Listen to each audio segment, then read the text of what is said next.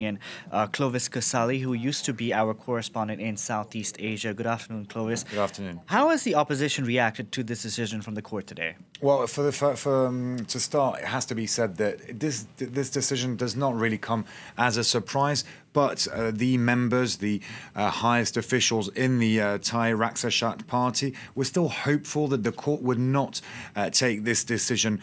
The leader of this dissolved party said he was extremely saddened, saying the ruling will affect the rights and freedom of candidates and voters. In other words, he's saying that the opposition is once again targeted and that its rights will not be protected ahead of this very important election on March 24th.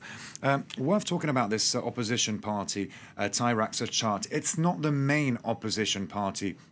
Is just one of several parties linked very much to the former Thai leader, Thaksin Shinawatra. He's a billionaire, the leader of the so-called Red Shirts. He now lives in self-exile. Him and his sister were,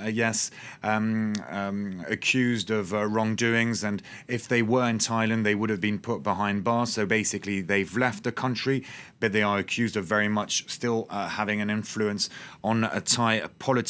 So this party was part of a larger bloc that could have been important in parliament if it had won the, let's say, 50 to 60 seats it was predicted to win in the March 24th election. Since 2001, all the elections have led to victories of parties linked to Thaksin Shinawatra, the billionaire, but all have been knocked down by court decisions or by military coups.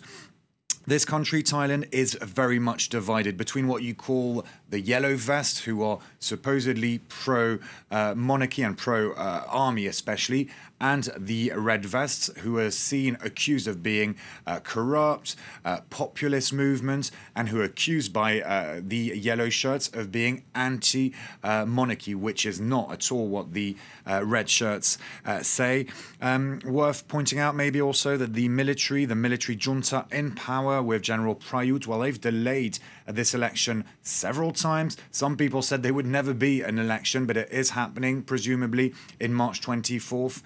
With this decision by this court to dissolve one of the opposition parties. Bad news for a calm or serene atmosphere is definitely not the case currently in Thailand. Clovis, it seems that at the heart of this decision from the court today is the way this Thai princess in question has handled herself, even though her brother, the king, never wanted her as a prime ministerial candidate. Delano, in Thailand, the royal family, the monarchy, is hugely influential, important, and above everything else, above politicians. Very much throughout history, you've seen several times the king, the Thai king, intervene when there were political crises. He was above all that. He settled the dispute, saying, you will lead the country, trying to put an end to any type of turmoil, violence. That's how the Thais see the monarchy as a very important pillar and also for a stabilizing force. The current king, who's Maha Vajiralongkorn, he took over from an adored king. His father, Bhumibol, was in Thailand during the death of that king, and I can tell you that the whole country was at a complete standstill for weeks, if not months. People all across Thailand dressed in black. The monarchy is extremely important. So when the king, Maha Vajiralongkorn, said that his older sister should not be the candidate for this opposition party, the Thai Raksashat party, well, it was very much the end of that party because she, even though she'd given up her royal powers when she married an American man years ago, she was chosen to be the candidate for this party, possibly to become the prime minister. Well, that meant, according to the current king, that she was violating in some ways the Thai laws. And that's what the court confirmed, saying that this nomination is antagonistic towards the constitutional monarchy.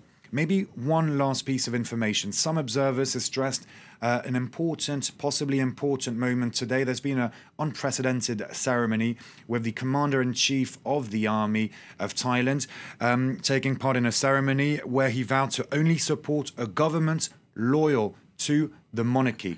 And that could possibly mean that he will not be ready to see a government supposedly not loyal to the monarchy win in the coming elections. The atmosphere is extremely tense currently in Thailand, or at least divided.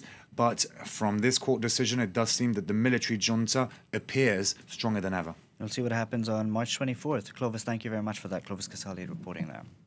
In other news, Canada's Prime